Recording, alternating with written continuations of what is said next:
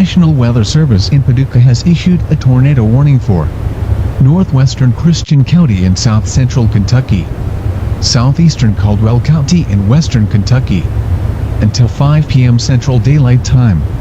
At 4:23 p.m. Central Daylight Time, a severe thunderstorm capable of producing a tornado was located near Princeton, moving east at 30 miles per hour. Flying debris will be dangerous to those caught without shelter. Mobile homes will be damaged or destroyed.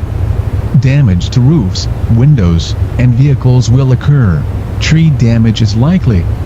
This tornadic thunderstorm will remain over mainly rural areas of northwestern Cristian and southeastern Caldwell counties. Take cover now. Move to a basement or an interior room on the lowest floor of a sturdy building. Avoid windows.